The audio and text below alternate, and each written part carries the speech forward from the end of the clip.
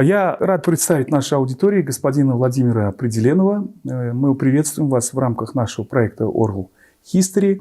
Проект направлен на то, чтобы взять даже не интервью, а провести беседу людей, чьи судьбы очень характерны для сегодняшнего времени. Большие события, большие перемещения людей, изменения глобальные, региональные и прочее. И вот на этом фоне судьбы людей, они очень дают большой материал для понимания этой эпохи. И самое важное, того, как люди воспринимают свою жизнь так, вот в это время. Я хочу сказать, что ваш рассказ станет частью исторического свидетельства, которое в будущем станет материалом для историков, для того, чтобы попытаться каким-то образом реконструировать нашу эпоху глазами современников, как они это все видели. Я хотел бы, чтобы вы немножко себя презентовали, потому что я не специалист в вашей сфере. Там такая замечательная у вас есть должность, амбассадор, и глава офиса. Расшифруйте, что значит амбассадор? На сегодняшний день я амбассадор и директор по цифровому развитию глобальной компании, которая занимается управлением доменных зон, то есть именами сайтов в зоне ART. Так называемся, .art domains. Соответственно, кроме, собственно, самих доменов, которые непосредственно являются сложным технологическим продуктом с доступом по всему миру, сайты, которыми вы пользуетесь, все арт-сайты, это так или иначе наши клиенты. Это почти 250 тысяч представителей креативного сообщества, коллекционеров, в первую очередь художников, конечно, и всех людей, которые связывают свою жизнь с творчеством и созиданием, которые находятся в этой зоне. И мы создаем для них цифровые сервисы, пытаемся предвидеть будущее развитие, собственно, того, как будет развиваться рынок искусства, креативной индустрии в целом, и, соответственно, представить заранее, где-то продумать те цифровые системы, которые будут наиболее людям интересны. Большая часть рынка – это США, Европа, большое представительство в Китае. И когда я говорю амбассадор в Центральной Азии, это задача как раз помочь людям начать пользоваться этими сервисами. Да, это очень важно для нашего региона. Я представляю, масштаб. На сегодняшний день, не так много клиентов, как хотелось бы, но я надеюсь, что это будет постепенно меняться, потому что Узбекистан открывается миру, проводит большое количество международных мероприятий, и, соответственно, сайт – это же, по сути, паспорт в интернете. То, как ты презентуешь себя и сообщение о том, можно ли тебе верить. Потому что социальные сети – это история временная, они каждый день меняются, а то, куда к тебе прийти, сами понимаете, что когда у вас есть свой профессиональный сайт, сразу доверие к институции или к конкретной персоне повышается. Повышает, да. Да, и, соответственно, если ты используешь какой-нибудь домен .com, то ты на самом деле пишешь людям, что я не понимаю, это коммерческий сектор. Когда вы используете домен .uz, это хорошо, но вы говорите, я работаю на локальный рынок. Понятно. Только, когда ты используешь домен .art, ты говоришь, я вне пределов, моя жизнь – это искусство, здесь нету преграды, и, соответственно, это всемирный домен, который позволяет вам сделать ваш личный манифест того, как вы себя позиционируете, еще только на имени сайта, еще даже не говоря о том, что на нем находится. Исходя из этой концепции, собственно, мы и даже начиная с имени, а бренд начинается с имени, работаем. А дальше уже понятно, замечательно сайтов, всякие NFT-системы, крипто, бог знает. Все новейшие технологии. То, что вы уже начали рассказывать, совершенно замечательная вещь, совершенно замечательная история. В связи с этим я человек далекий от этих вещей, технологий, хотя я им пользуюсь, совершенно как рядовой пользователь, таких, как я, очень много, особенно в Средней Азии. Поэтому было бы очень интересно узнать, ваша профессия уже потому, что вы сказали, или ваше призвание, это настолько продвинутая и такая глобальная, сразу видно, безграничная, вы привыкли общаться минуя все эти границы и так далее, и так далее. Скажите мне, как вообще становится, это есть, наверное, глупое слово, но в быту его также есть, айтишник. Вот как люди становятся айтишниками? Это вот там примеры Стива Джобса или что там вдохновляло? Ну, я расскажу... О себе, вот Да, ваш опыт. Немного. Я почему улыбался сейчас, когда вы представляли меня, говорили о сохранении памяти и истории? Потому что это ключевая тема моих размышлений последних 15 лет, чтобы не соврать. Как раз темы выступлений, работы создания сервисов. Последние до марта прошлого года я 9 лет был заместителем директора Государственного музея изобразительного искусства имени Пушкина в Москве на Волхонке. Да, это... Гигантской коллекции «Мировой музей». Соответственно, представлял все последние годы инновации в сфере сохранения культурного наследия, в том числе цифрового, технологий, связанных с этим, инновации в России. Для Европы участвовал во всех международных комитетах с этим связанных и возглавлял кафедру информационных технологий в сфере культуры в крупнейшем, наверное, на сегодняшний день и одним из самых динамичных развивающихся университетов Высшей школы экономики. Собственно, это тема и предмет и моих исследований, и моего изучения. Это как раз стык науки, технологий, искусства и культуры.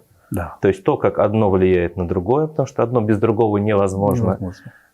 И, соответственно, вот эта структура взаимосвязи для меня наиболее интересна. Поэтому я не могу себя назвать в полной мере только айтишником. У меня 3 разных высших образования. Одно из них как раз музеология, охрана памятников природного и культурного наследия со специализацией социокультурное проектирование. То есть я пытаюсь смотреть, изучать все во всей совокупности факторов. Соответственно, на сегодняшний день просто именно IT-технология формирует окружающую нас среду с точки зрения, в развитых странах уже 5-й промышленной эволюции. И, соответственно, именно технология во многом определяет то, как общается общество, то, как в нем выстраиваются коммуникации, и, соответственно, то, как оно развивается. Поэтому во многом развитие общества связано с той наукой и теми технологиями, которые начинает использовать. И, само собой, нету, начиная даже с каменного века, уже не существует искусства вне технологий. Конечно, в том смысле, что без масляной краски ничего бы не было, без технологии, я не знаю, воспроизведения не было бы кино и так далее. Буквально, если вы подумаете о любом искусстве, кроме, возможно, перформанса, то невозможно представить его без этого. Хотя, с другой стороны, и перформанс чаще всего связан с использованием неких материалов, которые тоже являются символом. И вот этот стык для меня наиболее интересен, потому что, собственно, с юности вопрос саморазвития, который связан и с физическим аспектом, и с духовным, и с интеллектуальным аспектами, вот с этой триадой, я думал, как я могу повлиять на развитие общества, какой вклад я могу внести для того, чтобы моя жизнь была бессмысленной. И в этом смысле ответ для меня такой, что ключевым фактором развития общества является культура, даже не образование, потому что, условно, медведя можно научить кататься на велосипеде, он не станет от этого более духовным и интеллектуальным. Да. А вот вопрос подлинного воспитания, подлинной культуры человека, он лежит во всей культуре, которая окружает. А что на сегодняшний день является главным драйвером, интересом и инструментом развития и общеской культуры? Цифровые технологии. Вот эти 2 части, когда мы соединяем, получается невероятно интересный стык, который позволяет понимать и мир гуманитарных наук, и мир точных наук, понимать, как это все соединяется с точки зрения всего, что создало и наработало человечество за века, и в этом месте ты начинаешь то наследие, то предание, которое у нас есть, пытаться осмыслить и соединить. И вот точкой фокуса моего внимания, исследований, работы нашей команды, студентов, с которыми работал, было в первую очередь вот на сегодняшний день технологии оцифровки и долговременного сохранения всего, что нас окружает, в цифровом виде. Потому что, как ни странно, если не будет сверхкатаклизма человечества, то это самый устойчивый вариант сохранения. И всегда, когда я вот с каким-то заказчиком, где говорил там в IT-аспекте, с интеграторами компаний, которые поставляют эти услуги, говорю: ребят, ну вы сейчас, когда мне говорите или продаете какой-то продукт, вы мыслите категорией 3-5 лет, Да. ну, может быть, 7. А когда мы вот проектируем, например, Пушкинский музей проектировали или рассматривал, ну, довольно во многих проектах ключевых институций России, я участвовал с точки зрения развития, а давайте мы отнесем это через 30-50 лет, что будет. А что будет через 100, 200, 300 лет? То есть, когда мы делаем какое-то действие сейчас, мы должны осознавать, как люди уже достаточно образованные и понимающие, как работать с памятью, с наследием, понимающие, что для нас важно как исследователи, давайте это же зафиксируем сейчас и сохраним для наших будущих поколений. И вот с точки зрения даже цели устойчивого развития, понимания своей ответственности, понимания вклада в развитие человечества и цивилизации в целом, вот этот аспект, мне кажется, наиболее интересным. Собственно, все методики, технологии, которые применяли, изучали, я рассматривал с точки зрения, как это можно применить, долговременное сохранение, какие для этого нужны стандарты, законы прямо сейчас, процедуры, какие образовательные проекты, какие эксперименты и так далее. То есть вот эта сфера моих интересов как раз... Невероятно важно и интересно. Все, что вы сказали, это на самом деле и очень актуально, о чем вы говорите. Я поражаюсь тому, что вы... Я-то перед беседой я думал, что я буду говорить со специалистом больше такого вот технического профиля, но вы рассуждаете, дай бог всем гуманитариям, да, такое понимание вот этих проблем. На самом деле, я вам сам как гуманитарий могу сказать, вы очень глубоко понимаете природу вот этих очень существенных проблем. Ну, это суть вещей. Да, да. И, кстати, что у вас просто замечательно, у вас нет никакого пафоса, и вы говорите о очень высоких материях, на самом деле, о цивилизации, о культуре. Но здесь нет никакого пафоса, но вместе с тем вы чувствуете, насколько вы все это понимаете. Вот вы мне скажите, первоначальное ваше образование, вы же все-таки начинали как чисто, да, вот техническое образование. Вы не москвич? Я москвич. Вы москвич, да? Я выбирал, ну, может быть, у меня уже немного изменился говор между Узбекистаном, где я живу почти год, и Израилем, в который я недавно получил гражданство, потому что была такая возможность. И, собственно, я благодарен и Узбекистану, который невероятно хорошо принял и принимает людей, которым необходимо здесь жить, или они выбрали это место для жизни. Так же, как и Израиль, который делает тоже все возможное, но с выборкой, конечно, по каким-то своим правилам.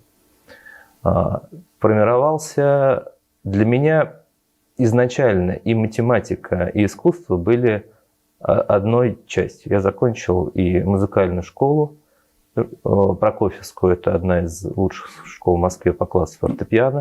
Одновременно увлекался художественной частью, в то же время выиграл олимпиады по математике, по истории. И я не вижу в этом никакого противоречия. Для меня энциклопедическое образование интеллектуально означает гармонию этих двух сторон, так же, как и гармонию в физическом развитии. В этом смысле наследие греческих философов или эпохи Возрождения для меня здесь не пропадает даром. Мне казалось, что это и есть некий правильный путь. Конечно, это еще попытка познать культуру через религию, изучение истории религии, для того, чтобы понимать, как каждый народ сам себя чувствует, определяет, а без контекста верования это тоже невозможно, и это же пронизывает всю культуру, даже если кто-то не верит сейчас, но в любом случае структура той или иной цивилизации во многом определяется той религией, в которой она сформировалась.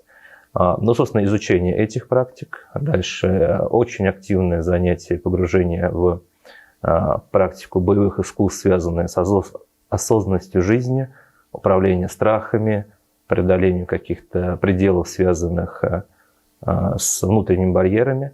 Поэтому вот такой сложный был выбор. И в конце 11 класса для меня равно было интересно поступать на психологию личности Угу. в МГУ, равно интересно на технические факультеты.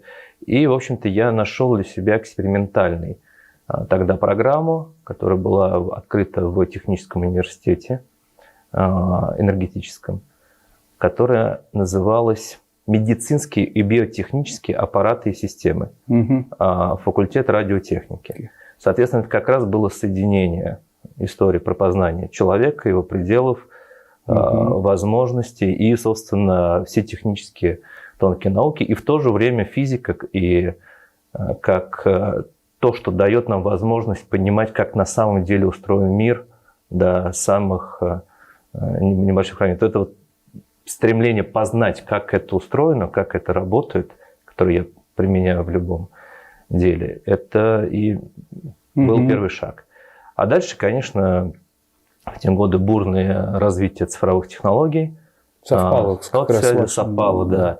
Первые работы были связаны как раз с тем, что я собирал еще в институте проектные команды по созданию системы дистанционного обучения.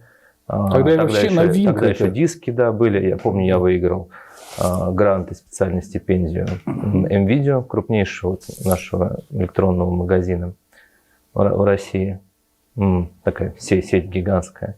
Вот. И мы выпустили диск, которым оцифровали все учебники, всю документацию по конструированию радиотехнических приборов. Такая была экспериментальная вещь, в общем, интересная проектная работа. Вот. И дальше уже были, конечно, и создание сайтов, и работа там в обычном блоке, связанной с медиа, познание того, как устроен интернет, оцифровка. И я очень быстро попал в прекрасную команду ученых-инженеров, которые создали коммерческую компанию и на основе технологий аэрокосмической фоторазведки разработали технологии высокоточной оцифровки с помощью тогда только появлявшихся цифровых фотоаппаратов произведений искусства. С контролем качества, контролем цветопередачи. Мы разбирались, как работает изображение с точки зрения цифры, как его воспроизводить с точки зрения приборов, ну, в смысле печати, как то, что я вижу, превратить при воспроизведении в точную копию, например. А для этого надо познать физические процессы и регистрации изображения вот с той камеры, на которой, например, снимаем на уровне матрицы, потом понять, какие цифровые процессы проходят при обработке изображения, и уже как потом обратно из цифры создать твердую копию, например, используя там какие-то полиграфические машины, или струйные машины, потому что там тоже надо на уровне физики разбираться, а как эта штука печатает, сколько в ней красок, как из 3 цветов, которые понимает компьютер, перевести это на машину с 4 красками или на машину с 12 красками. И для того, чтобы получить факсимильный результат, вот тоже... Только это работа на уровне художника. Слушайте. Это довольно творческая работа, в том числе с художниками, особенно когда мы оцифровывали работу непосредственно художников, воспроизводить для них, они не могли поверить, что здесь и здесь похожие вещи, особенно когда ты делаешь на той же акварельной бумаге. Потрясающе. Вот. Потом постепенно вот и программиста Бас Даныча, который разбирался со всей этой физикой, я стал, по сути, продюсером, а потом директором по развитию этой компании. И занимался уже медиапроектом. Когда ты получил классные, супер визуальные материалы, медиа, дальше ты хочешь это показать людям, понимаешь, что наилучшим образом это будет возможно через просветительские проекты. Собственно, вершиной такой работы моей карьеры стала сокураторство и подготовка выставки к столетию Пушкинского музея в 2012 году, после чего Ирина Александровна Антонова, вы с ней работали, да? Да, пригласила меня как заместителя директора по информационным технологиям в Пушкинский музей. И, соответственно, тогда я стал первым в России IT-директором музея. Первым? Да, поскольку это должно было сделано специально для меня, благодаря ее настойчивости. Потому что даже концепции не было того, что IT... В этом ее надо было убедить. Да, но это постепенно шло, конечно, благодаря и коллективу, и вот этой тонкой работе. И мы выиграли международный конкурс сайтов музеев в те годы еще, создали виртуальные выставки и пространство, цифровое пространство еще в 2011 году, когда, например, на том же Google Art and Culture даже в проекте этого не было. В этом смысле тематикой, например, VR тоже очень давно занимаюсь. И после этого уже я перешел в музей в 2013 году. В это же время ректор Высшей школы экономики предложил создать на базе нашей... Вот Ярослав Кузьмин? Да, с Кузьминым мы встречались, и он, собственно, предложил создать на базе нашей компании, а потом на базе Пушкинского музея. И я пригласил прекрасного специалиста Алексея Валентиновича Богданова из Эрмитажа. Мы создали кафедру информационных технологий в сфере культуры. Тоже первую? Да. И причем она была на факультете бизнес-информатики. И она так и осталась. К сожалению, сейчас кафедра закрыта, и даже материалов вы не найдете. Но какие-то опосредованно, может быть, на моих публикациях там, или на YouTube-канале остались лекции, материалы. Но системной работы, к сожалению, не продолжилось. Можно сказать, что вы, без всякого преувеличения, были первопроходцем на постсоветском пространстве. На постсоветском пространстве, благодаря, собственно, команде Эпос и вот всем, кто работал в этом блоке. Да, но я, наверное, стал главным просветителем в этой области, потому что в какой-то момент я понял, что про это надо максимально хорошо рассказывать. Конечно. И, соответственно, уже для меня более важным стали, кроме создания проектов и продуктов, конечно, просвещение, подготовка студентов, подготовка кадров, которые могли бы этим заниматься, потому что если в организации нет того, кто мог бы понять, как это работает, ничего не получится. И в этом смысле я начал подготовку с младших уровней специалистов, постепенно middle management, потом понимание того, что без подготовки топ-менеджмента и руководителей, собственно, вплоть, начиная с Министерства культуры, это невозможно делать. В 2014 году, 2014-2015 году очень эффективная команда Министерства культуры Российской Федерации по цифровым технологиям сформировалась. Мы друг другу сильно помогали, развивались. Потом был создан совет по цифровому развитию музеев России, который я возглавлял несколько лет. Вы возглавляли? Да. Наверное, тоже первый раз создан такой совет был. Разве до вас был такой совет? Нет, конечно. Вот. И дальше он продолжает работать сейчас под управлением моего друга и партнера, в чем-то ученика, при Международном союзе музеев. Соответственно, дальше множество программ, чтение курсов, там, я не знаю, для MBA. И ключевой темой последних лет с точки зрения преподавания для меня были инновации в высокотехнологичном бизнесе и инновации и бизнес в сфере культуры. Потому что я пытался соединить, собственно, интересы крупнейших компаний и культуры для того, чтобы получилась какая-то коллаборация.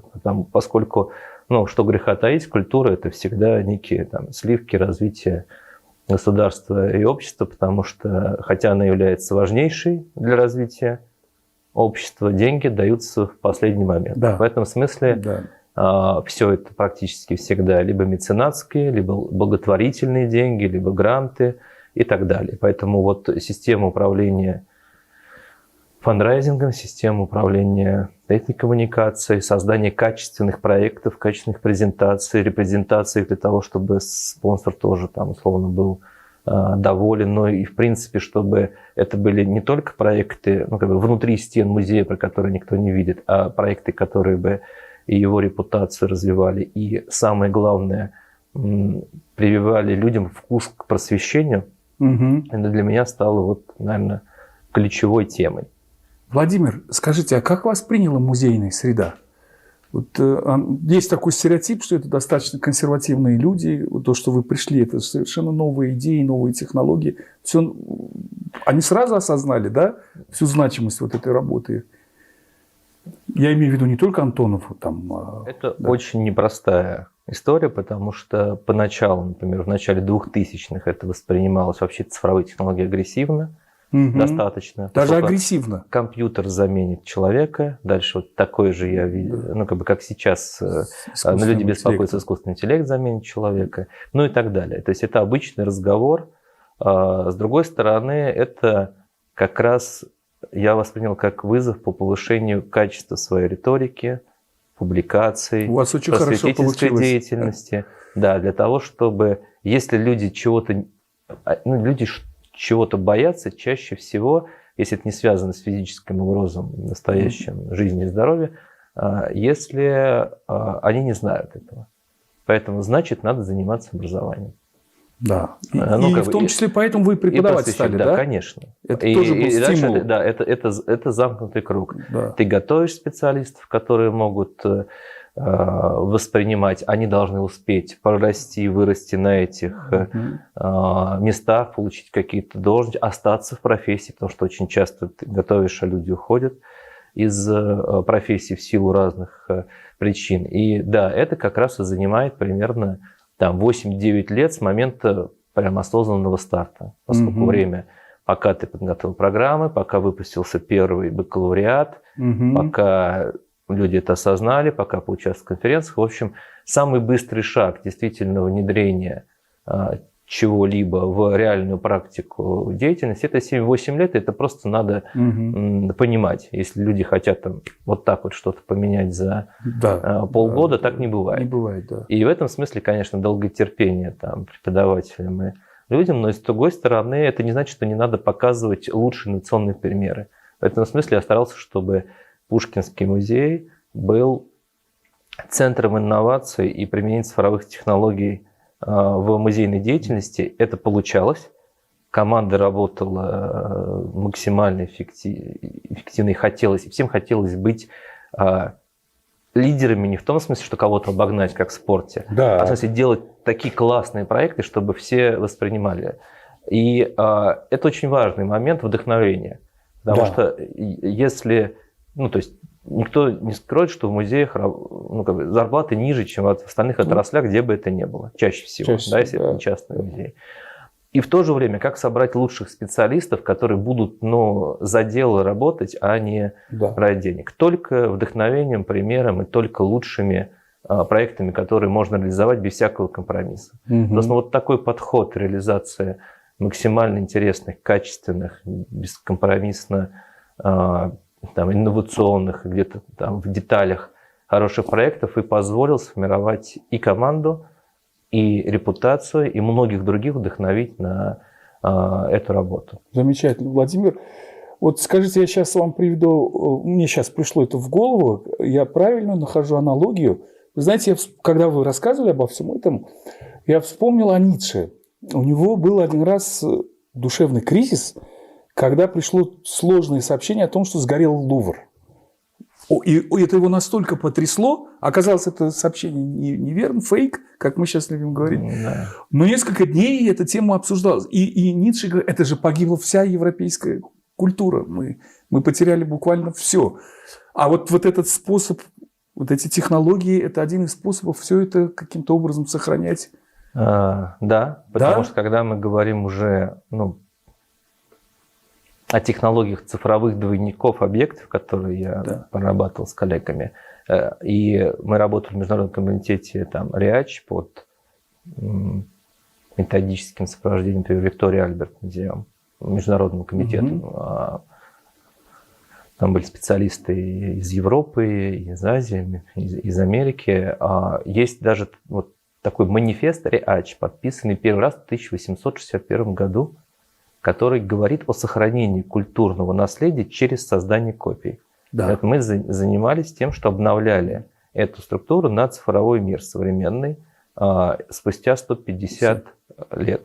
Собственно. И в Пушкинском, это и делали? Пушкинский во многом воплощение того манифеста когда-то. На самом деле очень многие музеи, но это не новость, то что очень часто наша культура сохраняется через копии. Но потому что большую часть греческой культуры мы знаем через поздние римские копии. Совершенно справедливо. Потому что большую часть философов мы знаем через двойные переводы, через Османскую империю. Все верно. Да, абсолютно правильно. То же самое Гема, то же самое большая часть живописи, которая была, мы знаем через гравюру, которая сохранилась, или барельефы, которые очень часто вторичны относительно произведений каких-то других.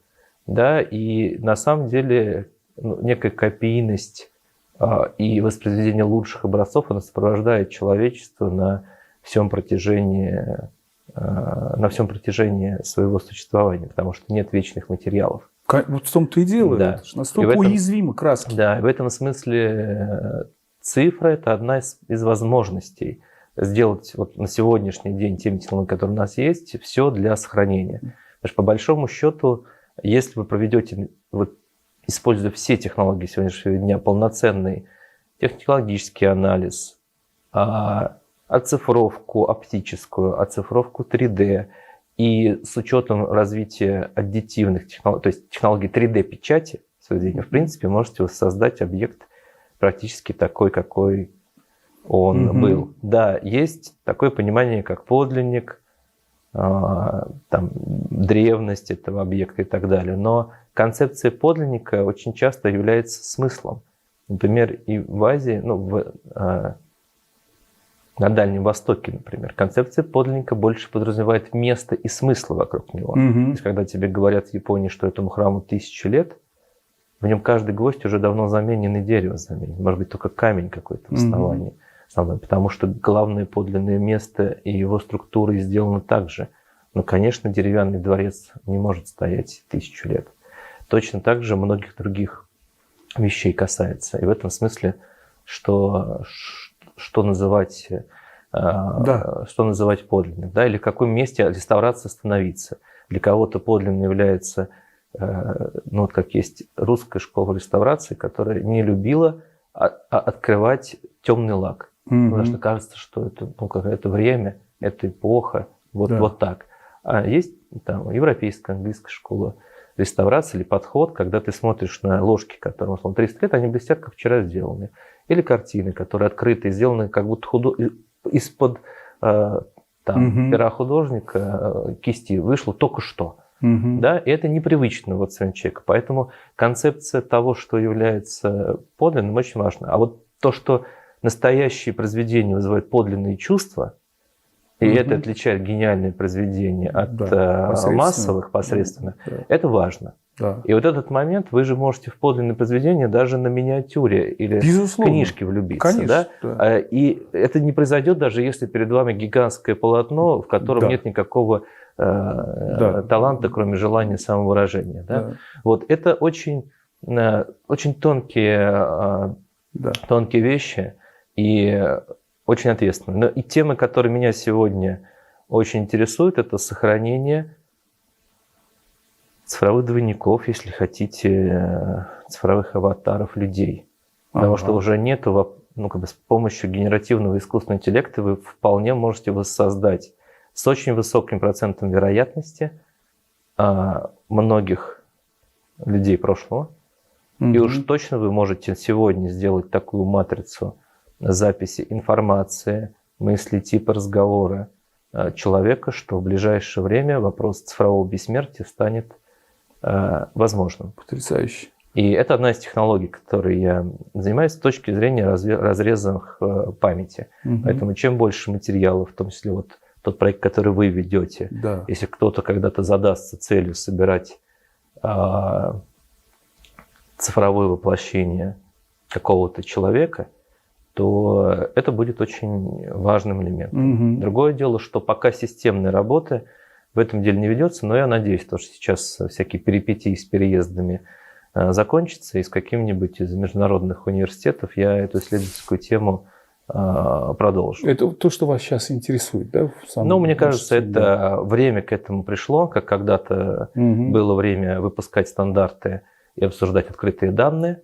Но пока эпоха искусственного интеллекта по-настоящему не наступила, люди не понимали, зачем. Хотя инженеры и те, кто этим занимается, говорили давно. Но в том числе я еще 10 лет назад на лекциях своих говорил: ребята, давайте делать открытые каталоги данных, максимальное качество описывать, создавать качественную оцифровку и представлять к ней доступ ко всему. Потому что в тот момент, когда, причем в машиночитаемом виде, в тот момент, когда системы искусственного интеллекта наконец разовьются до необходимого уровня, И если они не подключатся к этим источникам данных, вы исчезнете из поля их интереса. То, что сейчас и произошло. Я читал пару лекций в Ташкенте как раз про искусственный интеллект и как он генерирует, например, изображение, и мы видим, что поскольку источников открытых данных и объем оцифровки качественно культуры Узбекистана недостаточно высок, да, к сожалению. То в связи с этим нейросети, система искусственного интеллекта, которая осуществляет поиск по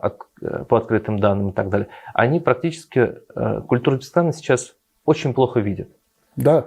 Да, и выдают то ли там за турков, то ли за индусов и так далее. Это связано как раз с тем, насколько подготовлена, оцифрована и открыта информация, в первую очередь, о культурном наследии, традициях и так далее. А для этого надо, чтобы люди умели качественно описывать, вносить в базы данных в достаточно детерминированном формате, делать это в том числе на английском языке, потому что греха таить, машинный перевод даже сейчас еще не очень хороший. Если вы хотите интегрироваться в международное пространство, конечно, английский здесь очень важен.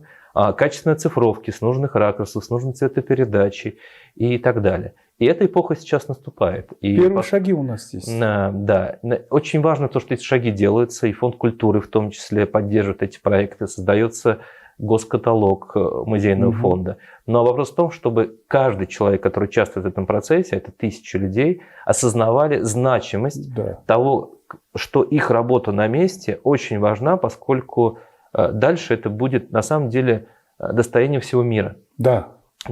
И вот этот момент, очень часто тот, кто делает руками на месте, не понимает, что значит придумывали эти люди там наверху, зачем мне мучиться с этой оцифровкой, зачем делать качественно, потому что он не видит всего этого процесса. Значит, ответ снова образование, точно так же и всех менеджеров, специалистов на всех местах.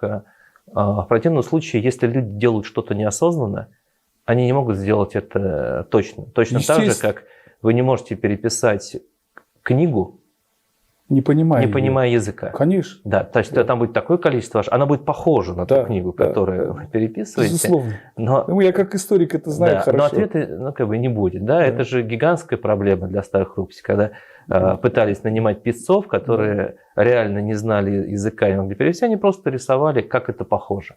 А где вы читали лекции в Ташкенте, Владимир? В Ташкенте мы вместе с партнером организовали проект «Культурный караван», в рамках которого проходили цикл разных лекций, в том числе историю культуры, в том числе мой блог, который занимался цифровые инновации для развития общества и культуры. Они сейчас все доступны на нашем YouTube-канале. Также в паре мест... Посмотрю обязательно теперь. Приглашали читать, клуб «Интеллектуал» приглашал читать лекцию у них. То есть достаточно активно здесь, не знаю, около 15 или 20 публичных лекций здесь было организовано. Мы много что начали с партнерами в Узбекистане, создали архитектурную дизайн-студию как раз для сферы искусства и культуры, но в первую очередь создание всех типов комфортных пространств. Потому что если у вас нет комфортного пространства, хоть будь то музей, хоть университет, хоть школа, хоть, я не знаю, дом культуры, хоть фойе завода, то как раз настройки людей на это не будет. Очень сложно находиться в современных условиях в зале, особенно молодежи, у которой есть прекрасно оборудованные кафе и недостаточно оборудованные учреждения культуры. Для них это становится непреодолимым барьером, препятствием. Поэтому для меня вопрос создания среды, в том числе архитектурной, в первую очередь, но и интеллектуальной, но даже не столько интеллектуальной, сколько эмоциональной среды, вот этой культуры гостеприимства, приема, коммуникации с людьми, все, что связано с управлением коммуникацией и в организации, и внутренней, и коммуникации внешней, тоже является очень важным фактором. Поэтому такую студию мы сделали. Пока надеемся, что заказы будут, хотя переговоров много и бесед, но до дела пока по-настоящему не дошло. Само собой, все, что касается тех инноваций, подходов, экспертизы, которые рассказал, это важно. Другое дело, что кажется, надо сделать какие-то базисные вещи, прежде чем переходить к тому, что я рассказал вот на конкретном деле. Можно такой вопрос, Владимир? Может быть, он вам покажется дилетантским? Вот он меня интересует как человека. К сожалению, вот сейчас я только для себя столько открываю в ваших рассказах в этой сфере. Вот цифровизация, да, сейчас идет. Предположим, там через несколько лет практически весь вот этот документооборот будет оцифрован, переведен в эту форму. Вот что делать историкам будущего? Как им... вы же знаете, вот в профессиональной нашей сфере мы же определяем, есть такое понятие внешняя критика источника.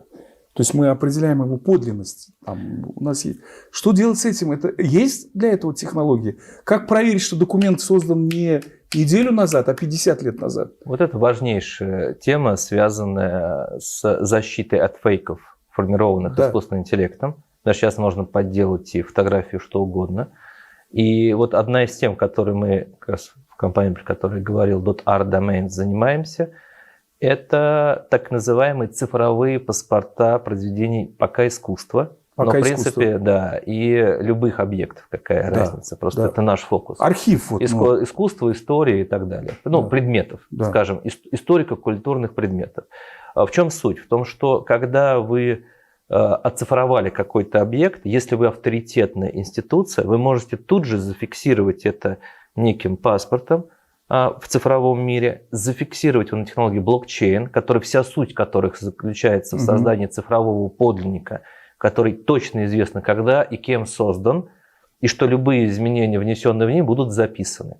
Собственно, вот этот весь условный хайп, беседы вокруг Web3, такой вот термин есть, криптотехнологии и так далее, и вообще то, что вообще криптотехнологии стали возможны, все эти криптокошельки, суть в том, что это действительно прорывная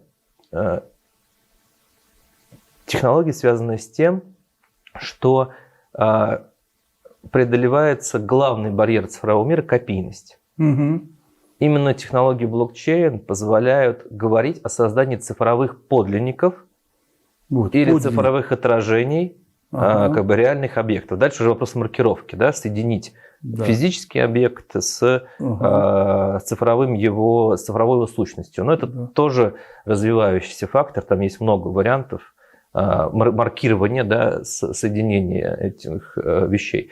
Но в любом случае, вот это создание устойчивого, достоверного источника, есть даже такое понятие, которое, собственно, арт во многом занимается, это Internet of Trust, интернет доверия. То есть создание доверенной зоны в интернете, где прозрачно будет сами сайты, кто их сделал, как паспорта, произведения, основанные на технологиях, как Web2 традиционного интернета, так и криптотехнологий.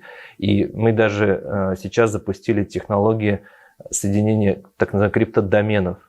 То есть у нас есть домен традиционного интернета, и если вы покупаете домен арт, у вас есть возможность активировать и криптодомен, чтобы ваш криптокошелек имел не абстрактные какие-то цифры, а имя в домене арт. А за счет того, что технологии традиционного интернета DNS, Web2, каждый домен известно, кто купил, когда купил, у кого купил, вы вносите там паспортные данные для того, чтобы его приобрести, мы, по сути, создали мост между технологиями Web2 и Web3 крипто с тем, чтобы валидировать, наконец, владение вот этими криптокошельками. Потому что кто-то бьется за анонимность, нам кажется важно в этом сегменте соединить эти миры и тем самым достигнуть какой-то достоверности. И, собственно, один из ключевых проектов, который, я надеюсь, мы реализуем в ближайшее время с галереей Human House, будет посвящен в том числе этой тематике. Вы меня чуть-чуть успокоили, а то меня это очень тревожило. Это требует подготовки, опять же, специалистов, международной риторики, а вот здесь специалистов, которые бы в сфере культуры,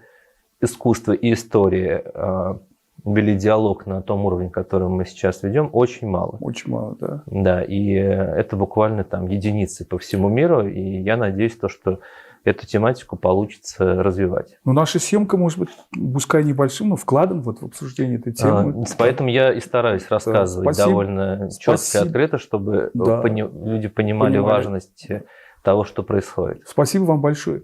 И я хотел бы, уже беседа наша подходит к концу, последнюю тему затронуть. Вы упомянули о вашем спорте. Да, это карате, Да, я много лет практикую. Это же тоже, как я понял, связано вот с вашими поисками вот, и на стыке вашего понимания жизни, искусства, технологий, да? Продолжение этих же поисков. В неком смысле да, потому что как сенсей кёкусинкай карате, как практика активной нерелигиозного, неэнергетического цигуна, такого цигуна, который не связан с, я бы сказал, каким-то представлением об энергиях и так далее, абсолютно вот лишенный этих вещей, но только в названии. Ицуань, так называемый кулак сознания. Вот две практики, которыми я занимаюсь, но в первую очередь кёкусинкай. Сам кёкусинкай переводится как истина на грани реальности и поиск подлинности. То есть в том смысле, что ты пытаешься соединить свое тело, сознание, образ мышления к всему, что происходит. Почему для меня это так важно? Ну и дальше начинаются практики, потому что ты не можешь быть подлинным, если в тебе есть страхи, которые тебя душат. Значит, ты не можешь проявляться одинаково, если у тебя нет подлинного уважения к людям и миру. В противном случае ты не можешь быть целостным, если ты с одним ведешь себя по одному, с другим ведешь себя по-другому. Здесь ты там поймальчик, здесь ты там непонятно кто, ну, как бы, я не знаю, какой там супер бай. И вот в этом смысле практика боевых искусств осознанных через, в том числе, преодоление пределов тела, через снять какой-то гордыни, через умение терпеть боль, отделять свою боль и свои страхи от себя, от своего сознания, да, чтобы у тебя это не было спаяно в одно в голове пространство, на самом деле открывает возможности и для более свободного и творческого мышления. Потому что настоящий художник, он не боится ничего. Он боится, может быть, за кого-то, но за себя он не боится. Он готов творить, делать, у него нет ограничения. Это и открывает. И в этом смысле практика вот такой, она может быть в любом деле, как гунфу, да? Вот, но здесь именно в кёкусинкай я нашел возможность через физическую практику, через поддержание физического здоровья, что очень важно, в том числе, если ты чувствуешь себя плохо, очень тяжело быть там заряженным энергией, эффективно, не знаю, по 12 часов в день. Когда меня спрашиваешь, ну, когда ты все это успеваешь делать? В том-то и дело. Работаю, там, не знаю, по 10 часов 7 дней в неделю. Но очень для этого нужна Владимир. энергия. Очень цельный человек. Ну, собственно, практика боевых искусств – неотъемлемая часть того, что я говорю, поскольку, собственно, она позволяет иногда самого себя вернуть даже в какой-то гуманитарной сфере. Если ты говоришь, нет, ну вот я здесь не буду доделывать, так скребется в сознании. Знаешь, ты говоришь, нет, ты знаешь, что значит доделать до конца, ты знаешь, что значит преодолевать себя даже через усталость, через боль, через сложный поединок, схватка. Ну, как на татами, это схватка очень часто с собой. И тогда ты доходишь до того, что ты действительно сделал все, что мог, не остановился на середине.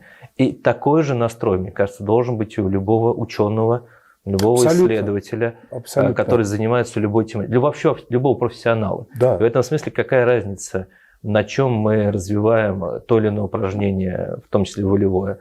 Ну, то есть я же отжимаюсь, делаю свои руки сильными для того, чтобы, я не знаю, в том числе сковородку держать, ручку, долго печатать, не знаю, водить машину. И то, что то упражнение никакого не имеет прямого отношения к этому, не означает, что эта практика не помогает. Абсолютно. Вот, собственно, точно так же и с ментальной частью, потому что после начального уровня обучения боевых искусств вы переходите к тому, что дальше все связано, ну, все внутри. Сейчас, Владимир, вы свое будущее в большей степени связываете, я так понял, с Израилем, да? Я работаю в международном пространстве, абсолютно. Да. Такой привязки нет у вас, да? Абсолютно нет. Я выступаю и как, в первую очередь, сейчас директор по цифровому развитию амбассадор Дотарт. И это позволяет мне видеть огромный срез по всем странам мира, всех креативных. То есть это удивительно интересный и такой вдохновляющий проект, в том числе темы, которой мы занимаемся в плане поддержки всемирно темы арт-терапии, инклюзии в искусстве и так далее. Ну, то есть и мессианская какая-то часть в этом есть. Потому что наш фаундер, ну, реально, так скажу, что в некоторых странах все доходы от продажи доменов идут на развитие благотворительности, культуры, искусства там. А сейчас уже 10% от всех продаж доменов уходит на тему арт-терапии. Ну, так мы себя видим. Конечно, как независимые эксперты и исследователи, конечно, как сам фаундер компаний, связанных как раз вот с теми цифровыми технологиями и созданием архитектуры и там, креативных пространств проведения мероприятий, вот, и обучением, образования по этой сфере. В этом смысле я не ограничиваю себя какой-то одной тематикой. Ну и, соответственно, конечно, жизнь вещь сложная. На сфере культуры никто никогда супер много не зарабатывал, поэтому скрывать нечего. Здесь важно, где есть работа, где ты востребован, там ты и делаешь. Да, но это не связано с каким-то стяжательством, но мы не миллиардеры. Да при чем здесь стяжательство? Да, здесь важно понимать, что там, где твои компетенции, твоя экспертиза интересны, и там, где ты реально делаешь проекты, которые видны и которые влияют на что-то действительно не уходит в стол, вот на стыке вот этих вещей, плюс, конечно, с приятными людьми, с которыми хочется делать дело вместе, а не, собственно, получать какие-то там неприятные эмоции, да, потому что жизнь у нас одна, да, и в этом смысле тратить ее или тратить, ну, в смысле, тратить просто так, с точки зрения работы, или тратить на негатив, зачем, если есть возможность. Это. Да, просто ничего другого нет. Да. Владимир, большое спасибо вам за очень интересный рассказ. Спасибо вам за встречу и приглашение. И вы знаете, и вам больших-больших успехов. Я вам искренне желаю. Потому что мы все в этом заинтересованы, чтобы такие люди, как вы, достигали успехов. Потому что ваш успех – это успех большого количества людей. Это только вместе. Мой успех – это только если что-то происходит вместе со всеми. В этом смысле я бы не хотел становиться словным лидером чего-то. Важно, чтобы развивалось сообщество. Мой успех – это только когда мы все вместе развиваемся и движемся куда-то. Замечательно. Спасибо вам, Владимир.